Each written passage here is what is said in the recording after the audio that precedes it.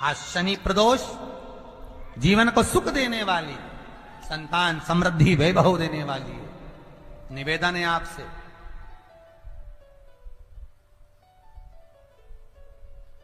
सूर्य अस्त का समय हो, प्रदोष का समय, प्रदोष काल, शाम के समय पर कटोरी में सरसों का तेल ले लीजिए।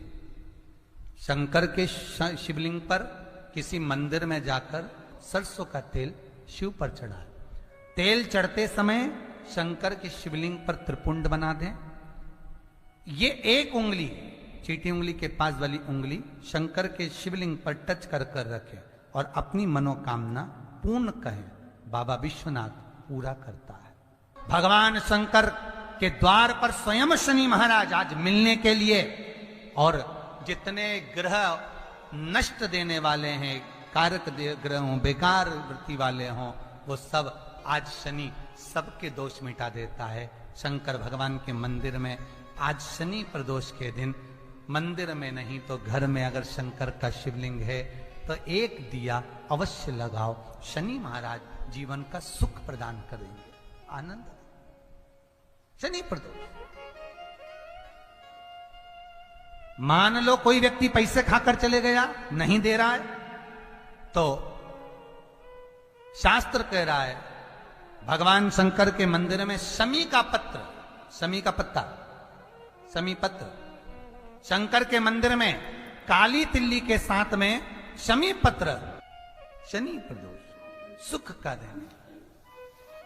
स्वयं शंकर को प्रिय है प्रदोष का व्रत, इसलिए निवेदन है बन सके व्रत करते हुए भगवान शंकर का अनुमोदन करें, जीवन को सार्थक बनाएं। भगवान शिव का स्मरण करते हैं, आनंद करते हैं। शंकर सुख की देनी है, शिव आनंद के देते हैं। ये प्रदोष व्रत होता क्या है? प्रदोष व्रत का महत्व क्या है? शिव महापुराण की कथा कहती है शंकर भगवान का प्रदोष का व्रत, अर्थात चंद्रदेव को जो क्षय रोग हो गया, बीमार पड़ गए, शरीर गलकर नीचे गिरने लगा, तब देव ऋषि नारद ने भगवान चंद्र को शंकर भगवान के पूजन का विधान बताया। और पूजन करते करते त्रयोदशी तिथि आ गई, जिस त्रयोदशी के दिन चंद्रदेव ने सुबह से शाम तक कुछ नहीं खाया। शाम के समय सूर्य अस्त के पहले चंद्रदेव ने स्नान किया, श्वेत वस्त्र धारण करे, और श्वेत वस्त्र धारण कर कर चंद्रदेव शंकर के शिवलिंग की पूजन करने बैठ गए। शंकर भगवान के शिवलिंग की पूजन जब चंद्रदेव ने करी, हाथ में अक्षत लेकर चंद्रदेव ने शंकर को समर्पित करे, ओम उमापति नमः कहकर जब चंद्रदेव ने शिव को समर्पित करे, भगवान शंकर त्रयोदशी के दिन प्रदोष समय में, प्रदोष काल में प्रकट हो गए और प्रकट होकर बोले, ऐ चंद्र, तुमने आज मेरा अनुरोधन किया है, आज मेरा स्मरण किया है, जाओ आज त्रयोदशी के दिन प्रदोष काल में मैं तुम्हारे शरीर को स्वस्थ करता हूं। तब से ये प्रदोष व्रत प्रारंभ हुआ है महाराज। किसने करा है प्रदोष व्रत? भगवान विष्णु ने करा था।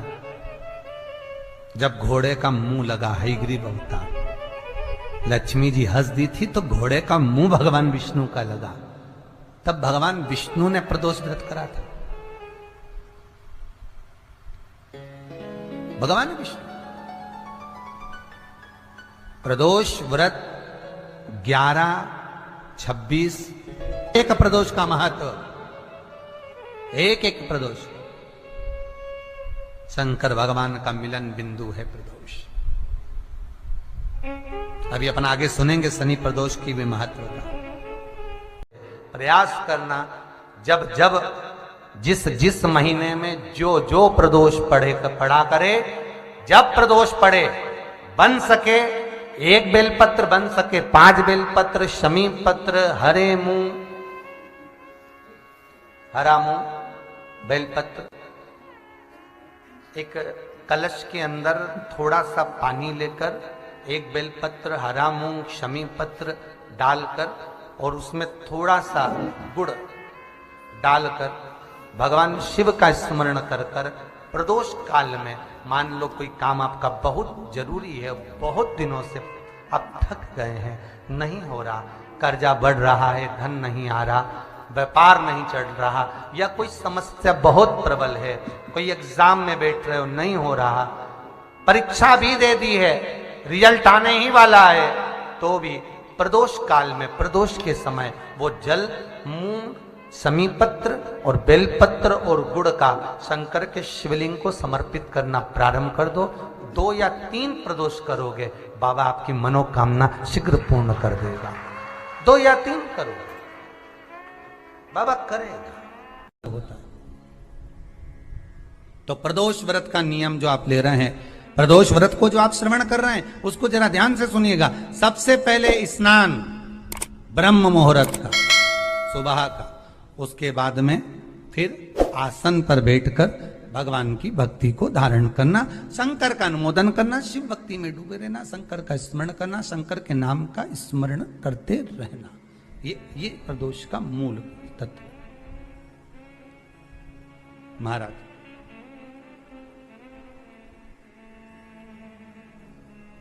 प्रदोष व्रत करने वाले को भोजन नहीं करना चाहिए, ध्यान दीजिएगा।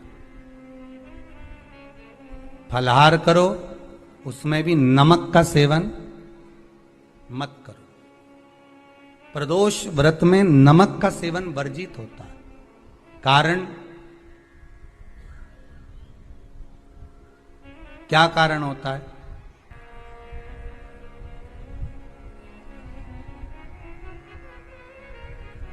पूजन करें प्रदोष काल में, शिव की आराधना करें,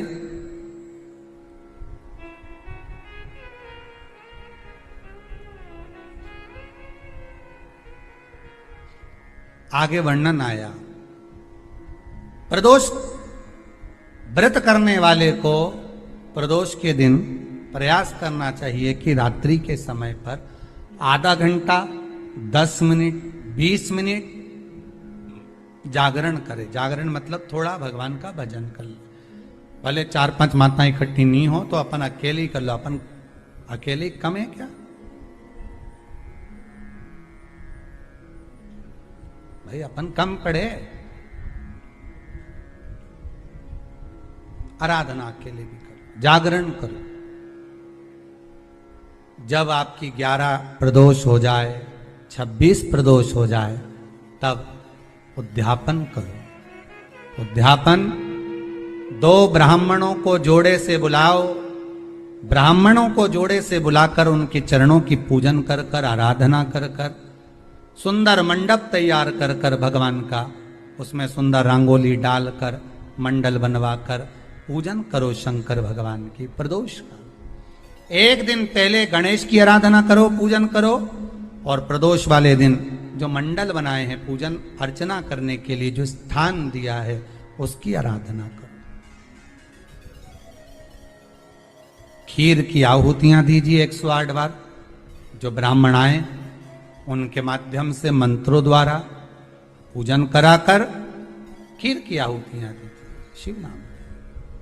महाराज फिर ब्राह्मणों को जोड़े से भोजन कराकर, चरणों को नमन कर कर, दक्षिणा प्रदान कर कर, निवेदन कर कर ब्राह्मणों से कहें, हे ब्राह्मण देवता, आप हमें आशीर्वाद प्रदान करें कि जिस प्रदोष का हमने व्रत किया है, उस व्रत का पुण्य फल हमें प्राप्त हो।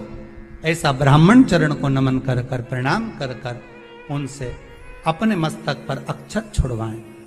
फिर नमन कर कर, भोजन कराकर विदा करें। शाम को भगवान का जागरण करें। ऐसे प्रदोष व्रत का उद्यापन कर अपने जीवन को सार्थक बनाएं। ऐसा सुंदर प्रदोष व्रत का व्याख्यान वर्णन स्कंद पुराण में कर। अगर किसी व्यक्ति के जीवन में खो गया, कर्जे में डूब गया, कर्जा बहुत हो गया, पैसा चले गया, गाड़ी चली गई, मकान चले गया, सब गिरवे रखा गया, सब कुछ समाप्त हो गया, उसको प्रत्येक प्रदोष को, प्रत्येक अमावस्या को घी का दीप किसी भी पेड़ के नीचे ये 5 वृक्ष बताए हैं पितृभाव के, उन 5 वृक्ष में से कहीं पर भी बड़, पीपल, आंवला, शमी, बेलपत्र आदि 5 वृक्ष में से किसी भी वृक्ष के नीचे प्रज्वलित करे और काम ना करे, उसका कर्जा चूकता ही है, चूकता। प्रदोष का नियम बना लो। शिव जी के शिवलिंग पर 5 जगह पर त्रिपुंड लगाना चंदन का, समझेंगे अच्छे से। ये शिव जी का शिवलिंग है, ये जलाधारी है, ये गणेश जी का स्थान, कार्तिकेय का स्थान, बीच में अशोक सुंदरी का स्थान। शिव जी के ऊपर जो बूंद बूंद पानी जलाधारी में से टपकता है वो शिव जी की 5 लड़कियां, नाम बोलेंगे साथ में, जया, विषहरा, श्यामली बारी, दौतली, देव। शिव जी की 5 बेटियां। शिवलिंग में अगर आपने, डॉक्टर ने कहा कि बहुत बड़ी बीमारी है, तकलीफ है, 5 स्थान पर त्रिपुंड लगाना प्रारंभ करो। पहला, दूसरा, तीसरा, चौथा, 5वां, अर्थात शिवलिंग के कहीं पर भी भाग पर आप अगर 4 स्थान पर नीचे भी लगाएं और 1 स्थान पर ऊपर भी लगाएं, शिवलिंग के किसी भी भाग पर 5 जगह पर चंदन का लेपन करना प्रारंभ करो। उसी चंदन के भाग में से 5 जगह का नमः शिवाय बोलकर थोड़ा सा चंदन लेकर आइए, कंठ पर और वक्षस्थल अर्थात हृदय पर उसको लगाना प्रारंभ करो। धीरे धीरे धीरे धीरे रोग कंट्रोल में आएगा और दुख मिटना प्रारंभ हो जाएगा। दुख मिटेगा। शिव जी के पंचानंद मुख से पंचाक्षर मंत्र प्रगटा है। कौन सा मंत्र है? सब बोलिए, नमः नमः। डॉक्टर कह दिया बहुत बड़ी बीमारी आ गई, तकलीफ आ गया, रोग आ गया, कष्ट, हम तो कहेंगे शिव पर भरोसा करो। शिवलिंग के 5 स्थान कोई से भी आप चुन लीजिए। 5 स्थान, 1 2 3 4 ऊपर लगा दिया 5, और अगर 5 स्थान नीचे ही लगा रहे हो तो भी 5। कोई भी शिवलिंग में 5 स्थान पर चंदन लगाना प्रारंभ करिए। उस चंदन का भाग नमः शिवाय, नमः शिवाय, नमः शिवाय, नमः शिवाय, नमः शिवाय कहकर थोड़ा सा लाकर हृदय पर, कंठ पर वो चंदन को लगाइए। प्रदोष के दिन ये नियम करेंगे। प्रदोष से अगले प्रदोष तक जो चंदन लेकर आए उसमें पानी डालकर रखना, उसको रोज प्रतिदिन लगाना। फिर अगला प्रदोष आएगा, फिर वो चंदन तैयार करना, फिर अगला प्रदोष आएगा। ऐसे अगर 24 प्रदोष आपने पूर्ण कर लिए तो बाबा की कृपा से रोग धीरे धीरे पूरा समाप्त हो जाएगा और शिव कृपा। एक निवेदन आप सबसे, ध्यान करिएगा, सब जगह भटक लिए, सारी दुनिया में जाकर बोलिया है, जगह जगह जाकर प्रार्थना कर ली, निवेदन कर लिया, तो भी तुम्हारा अगर कोई काम ना बने तब एक काम जरूर करना। 1 बेलपत्र, 1 शमी पत्र, 1 कनेर का फूल देवाधिदेव महादेव को प्रत्येक प्रदोष के दिन शिव जी को जल चढ़ाकर समर्पित करना प्रारंभ कर दो। 2 या 3 प्रदोष निकलेगी, मेरा देवाधिदेव महादेव तुम्हारी झोली खुशियों से भर दे निश्चित। 1 बेलपत्र, 1 शमी पत्र और 1 कनेर का पुष्प भगवान शिव को प्रदोष के प्रदोष बाबा देवाधिदेव महादेव को जल चढ़ाकर देना प्रारंभ।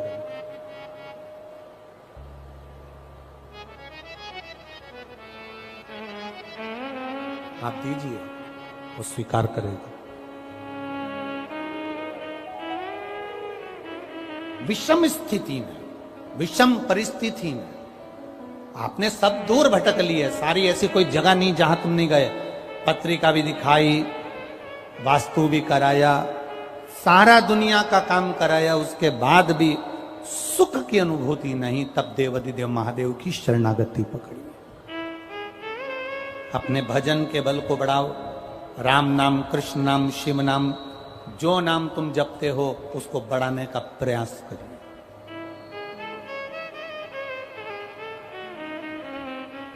उस भजन के बल को बढ़ाने का प्रयास करिए। चंद्रदेव, अब तुम शिव के पास जाओ। चंद्रदेव भगवान शंकर के धाम कैलाश पर पहुंच गए, जहां पर भगवान शिव तो तप साधना में लीन थे। चंद्रदेव को मेरे भोलेनाथ जी ने देखा भी नहीं, क्योंकि वो अपनी तप साधना में लगे थे, भजन में लगे थे, अपनी तप साधना में लीन थे, ध्यान नहीं दिया।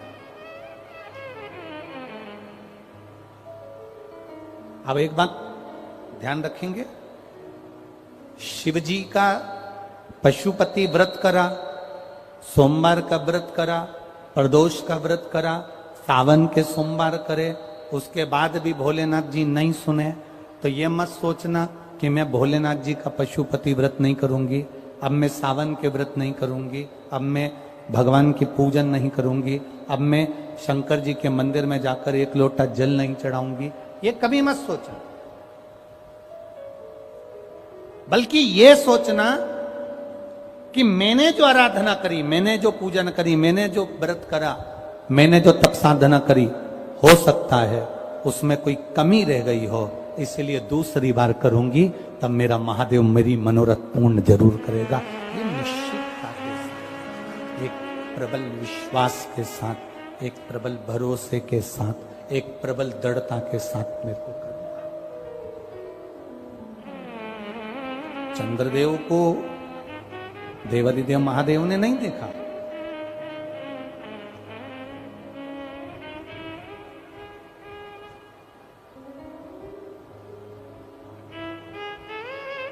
शिवजी ने चंद्रदेव को नहीं देखा, क्योंकि वो तो तप साधना में लगे हुए हैं।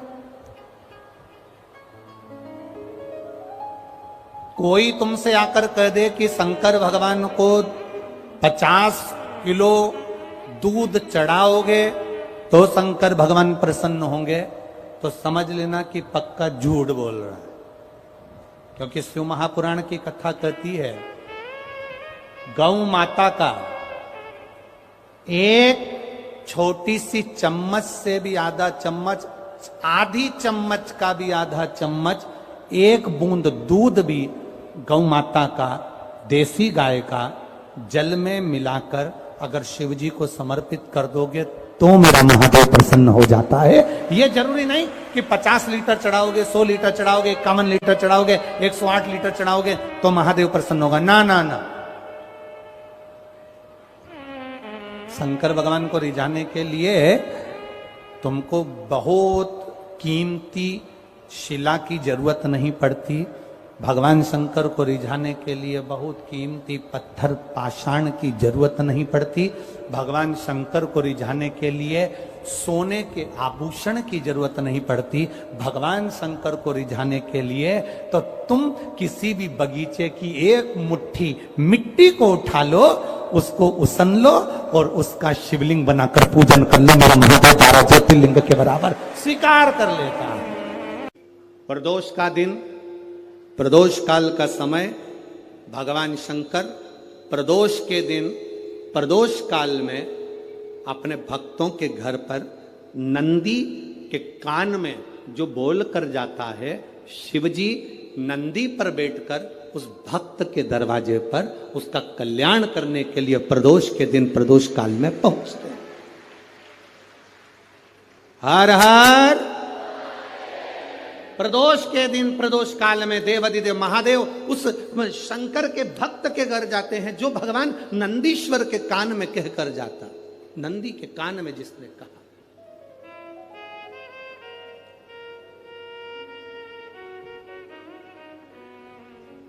शंकर भगवान के इस शिवलिंग का स्मरण आप करेंगे। बीच में जो एक मोटी सी लाइन होती है, इसको अशोक सुंदरी कहते हैं। सब लोग दर्शन करें, जम के बोलो जरा, करें। अशोक सुंदरी की जगह जहां पूरी हो जाती है, उसके बीच में शिवलिंग और उसके बीच में थोड़ी सी जगह खाली आती है। करें दर्शन। समझना जरा बहुत अच्छे से। जैसे ये अशोक सुंदरी की जगह है, हम निवेदन करेंगे आस्था चैनल वालों से भी और एलईडी वाले भी, जिन जिनको एलईडी पर आप दर्शन करा रहे हैं वो पूरी तरह से कराएं।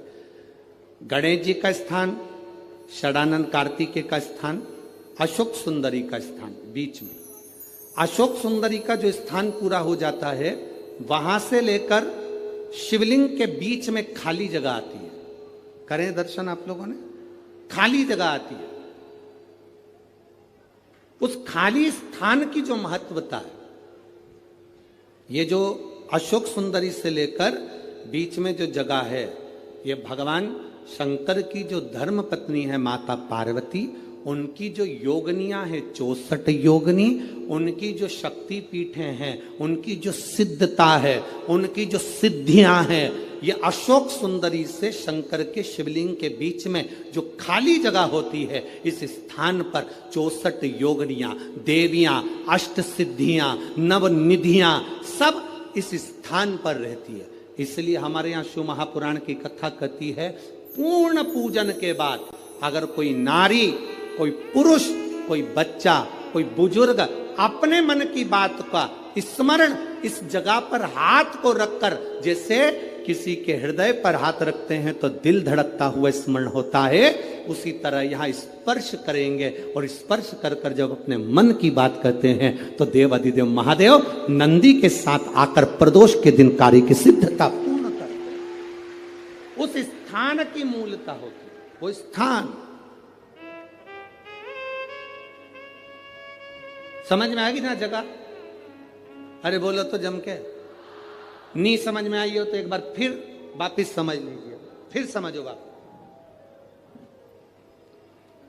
स्थान देखिएगा, अपने को भगवान की कृपा से यहाँ नागपुर में शंकर जी का शिवलिंग कोई ने कागज का बनाकर यहाँ जो भेजा, ये काम बाबा की कृपा से आप लोगों के स्मरण के लिए आया। देखिए जरा, गणेश जी का स्थान, कार्तिकेय जी का स्थान, बीच में ये आ गई अशोक सुंदरी की मोटी सी लाइन। अशोक सुंदरी की लाइन जहां खत्म होती है, वहां से जो शिवलिंग रखा है, इसके बीच की जो जगह है, ये जो बीच में अशोक सुंदरी के स्थान से लेकर शिवलिंग के स्थान के बीच में जो खाली जगह है, ये 64 योगनियां, अष्ट सिद्धियां, नवनिधियां, सब कुछ मेरे देव अधिदेव महादेव ने माता पार्वती को अपने चित्तवृत्ति के साथ यहां अनुमति प्रदान कर रखी है। वहां का स्पर्श, वहां का मात्र स्पर्श और हमारे दिल की बात, शंभो शरणे पड़ी मांगू घड़ी रे दुख काटो दया करी ने दर्शन। उस स्थान का स्पर्श हमें सुख देता, स्थान का स्पर्श।